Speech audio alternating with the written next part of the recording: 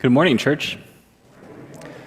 Hear the word of the Lord from Matthew chapter 11, verses 16 through 19 and 25 through 30. But to what will I compare this generation?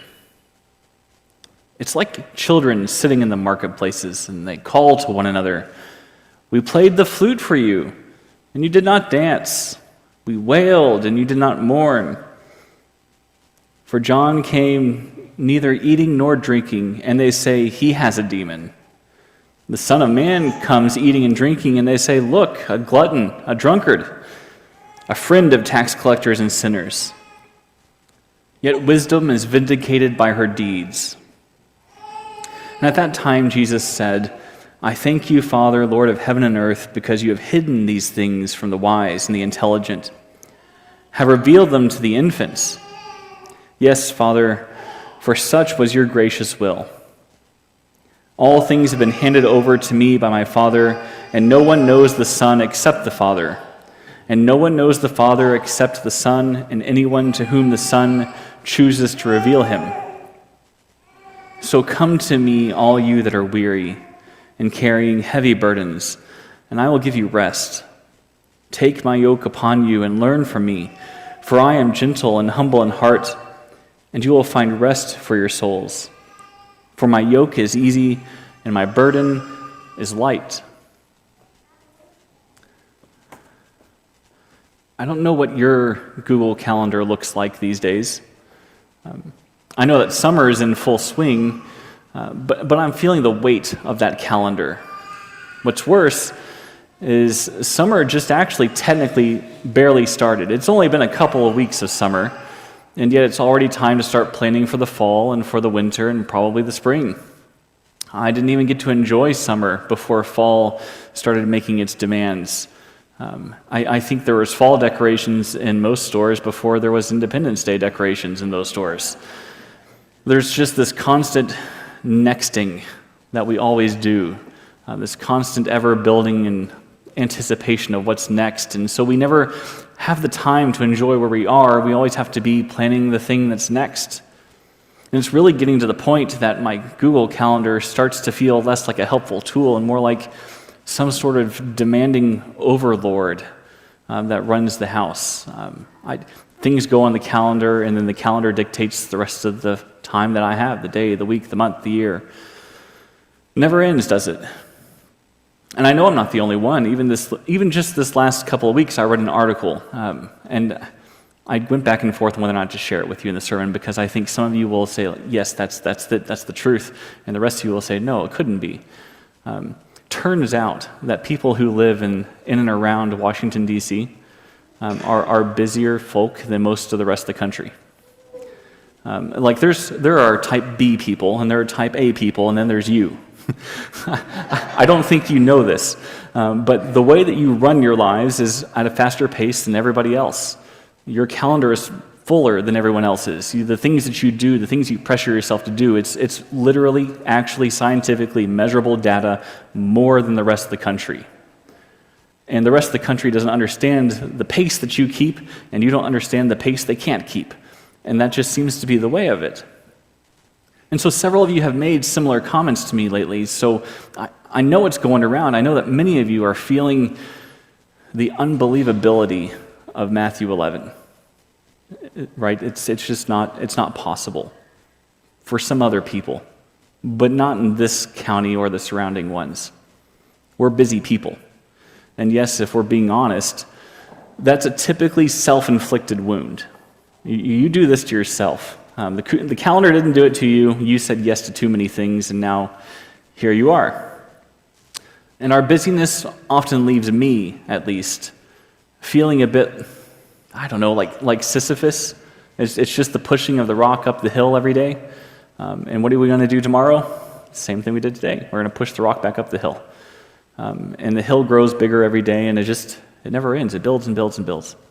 And in the midst of that busyness, where busyness seems to overwhelm us with the endless tasks and schedules, there is somewhere, I think, a deep yearning for rest, though truthfully, the numbers do say that you people tend to not want to rest. But maybe you do sometimes, or you think that's a good idea, and you put it on your calendar, I'll rest on this date. I don't know how you do it. But generally speaking, people do, at some point or another, long for some sort of respite, a place of true rest for our weary souls.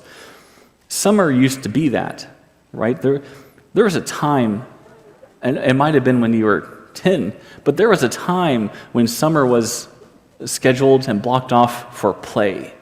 It was a time to just exist, and that's it. Hasn't been that way for a while for many of you, has it? Even for our children, it's not really that way anymore. The children have busier schedules in the summer than they do during the school year.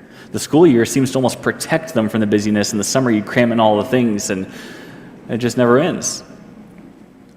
And today we turn to these words of Jesus in Matthew 11, where he offers an invitation to find rest. And I just don't think people want it. I don't. I honestly don't believe people want to rest. Rest is a scary, terrifying thing, and if you stop moving for 5 seconds, you might be horrified by everything you've been trying to not pay attention to in your life. Rest is just one of those things that might honestly be the scariest monster under the bed. And he offers this invitation to find rest, and he provides the guidance, the wisdom, the moral clarity, the assurance that leads us into this deeper relationship with God, but you have to rest to get there. But more than that, it's his teachings themselves that bring rest to our souls. As we align ourselves with his truth and experience the abundant life that he desires for us, his teachings bring us rest. In order to pay attention to those teachings, though, to hear them, you do have to quiet your mind just a little bit. And you have to be willing to admit you have something left to learn. And I see this busy world around me, and it's not often I see people who look like they have anything left to learn. It's even more rare I find people who want to rest. And so much more rare than that, is there any sort of freedom from the burdens we choose to carry? In our modern lives, this busyness has become a badge of honor, a status symbol. And we rush from one task to another, feeling overwhelmed and burdened because that's the way we like it. The weight of societal expectations, the demands of our schedules, they weigh heavily on our souls, but we pay that price because it looks good on Instagram. Even our children have calendars that are cram-packed full of busyness, and we're proud of that. But Jesus sees our weariness. And he understands the burdens that we carry, and he offers a compassionate invitation to find rest in him. In the Gospel of Matthew, Jesus speaks to the crowds. He looks around and he sees a bunch of people that look just like you. Now, before your ego gets hurt, I still think you probably were busier than these people in the first century, so you still have that badge of honor. But he looks at a crowd that looks at least half as busy as you, and he asks them about their expectations. What is it that you actually want from this world? And he compares their generation to children playing in the marketplace. They call out to one another, but they never get what they want. They never hear the response they desire. In this metaphor, Jesus captures a restlessness of their souls, always searching, never finding, always looking for fulfillment in the distractions and the pursuits of the world, but finding nothing but more work, more labor, more weariness, more calendars, more longing that can never, ever be satisfied. And it's in that intersection, amidst our restlessness, that Jesus extends a very sympathetic invitation, and he says, "Come to me, all you that are weary and are carrying heavy burdens, and I will give you rest." It's not a hollow promise. It's a genuine offer of solace and peace. He beckons us to come, to surrender our burdens, and to find rest. But it really is that three-step process. There's the coming to him, which doesn't seem that hard for you. You're here on a Sunday morning. And rest sounds great. You'd love to put that on your to-do list. But it's the little bit in the middle that's the real big hiccup. You have to come to him and then surrender your burdens. you have to give them up. And that's the part where we tend to go back to our calendars. Before we get to the rest bit, we have to give up the burdens that we are so proud of. When Jesus invites us to find rest in him, he's inviting us into a deeper relationship. And you don't have the time for that. Another relationship, but the one that's like deeply invested, grounded in trust and surrender. He knows the heaviness of our hearts, the weariness of our souls, and in his presence we can find comfort and guidance and the rest that our souls desperately need. But Jesus does not wave a magic wand over you. There's no magic wand in these verses. There's no incantation to make you feel magically rejuvenated and rested.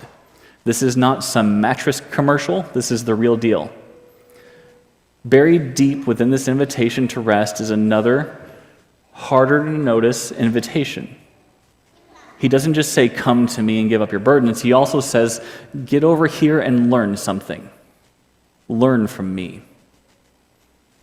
We usually end the bumper sticker before we get there. We stop at verse 28. But if you do keep going into verse 29, Jesus says, take my yoke upon you and learn from me. Get over here and learn a thing or two. And it's in that learning that we uniquely align ourselves to the teachings of Jesus, and we can learn from him how to live our lives, and that's when we discover rest. Which means that the rest that Jesus is promising isn't a magic fix to being over the hill and tired. There's nothing magical about Jesus saying, come to me, and all of a sudden you'll feel like you're 20 again. Wrong bumper sticker. This bumper sticker has nothing to do with your energy level. It has everything to do with finding rest from the burdens and labors of sin. One of those burdens that weighs heavily on our souls is that burden of anger. Have you noticed how angry everyone is these days? Everyone's angry about something, always. And if they're not angry about something, somebody will sell you anger. How many commercials are out there trying to sell anger? So many, more and more each day. There used to be products, but now products are built on anger, if not just the anger themselves. Even the protests. You can protest things because they're worth protesting, but you can also just protest things because it's trendy to be angry at someone, at something, to hold a grudge. How much anger has been thrown at Starbucks for their Christmas cups? Did it change anything? It didn't make you feel better. It doesn't make them change what they're doing. It just creates this perpetual cycle of endless anger that gives you something else to do in your downtime. We hold on to our resentments and our bitterness. We carry a weight that affects us physically, emotionally, spiritually. This burden of anger separates us from the rest of the freedom that Jesus offers. When he says, lay your burdens down, that's what he means. He means you've been angry at the world for a long time. Wouldn't you like to take a break? Just for a little while.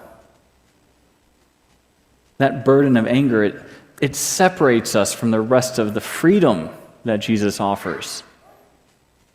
However, Jesus' teachings show us a different path. Not one full of anger, but one of grace and forgiveness. 3 examples. No sermon's complete without 3 points of some kind. 3 examples. In the book of Genesis, we encounter the story of Joseph, a young man who experienced great injustice and betrayal at the hands of his brothers, sold into slavery, has every right to rage against the machine and be angry at the world. And despite their actions, Joseph chose forgiveness over revenge. Not because he's a better person than the rest of us, but because he knows that you don't find freedom from anger by holding on to it. Through his act of forgiveness, Joseph finds freedom from the burden of anger. He experiences reconciliation. He restores not just his relationship with his family, but he restores himself. He heals. His story reminds us that forgiveness is not a weakness, but it's a powerful force that leads to healing and restoration. He took his burden of anger, he laid it down in front of his brothers and says, I don't want to carry this anymore. It's exhausting. Let's move forward together. Another profound example is the transformation of Saul, later known as Paul, not Saul the king. Saul the king never seemed to get rid of his anger burden. Saul the apostle does. Saul was once a zealous persecutor of Christians, driven by his anger and his hatred. But on the road to Damascus, he encountered the risen Christ, and he experienced a radical transformation. God's grace extended to Saul despite his anger and hatred, despite his past actions of killing Christians. And this encounter led Saul to become a devoted follower of Jesus. And his life itself illustrates the freedom found in surrendering to God's grace and forgiveness. On that road to Damascus, he had a choice. You can either keep being angry at the world and killing as many people as you want, but you're never going to be free of that burden unless you learn something about grace and forgiveness. And with that freedom, Paul went on to passionately serve and help those that he once hated. Or above all, if you're not sold on Joseph or Saul, Jesus himself exemplifies the very pinnacle of forgiveness as he is being nailed to the cross when he has every right to be angry at the injustice of his own death. He prays, Father, forgive them, for they do not know what they are doing. He didn't choose anger and bitterness and rage, self-righteous or not.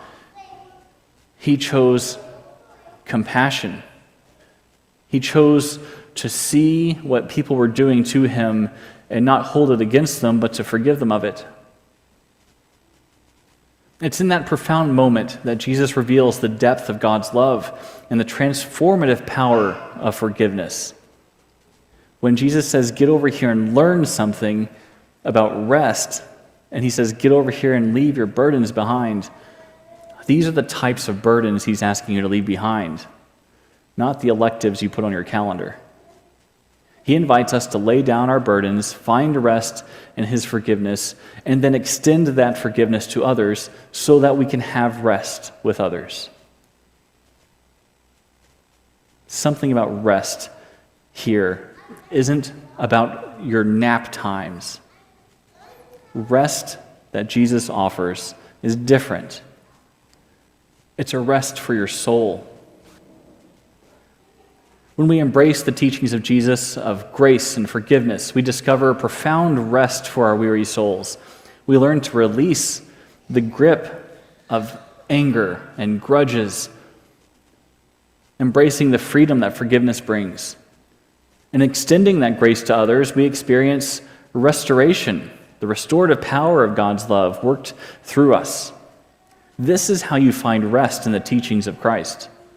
The things he told you to do are not just there to make your life less fun. The things he tells you should do are there to make your soul feel lighter, whole, healed. Jesus' teachings are not mere words on a page. They hold the key to finding rest for our souls. Within his teachings, we discover guidance and wisdom, assurance. And by aligning our lives with his teachings, we can embark on a journey toward a deeper relationship with God, a relationship that offers an abundant life beyond the burdens that you carry. And so he invites us to learn from him. Take my yoke. Learn from me, for I am gentle and humble in heart, and you will find rest for your souls.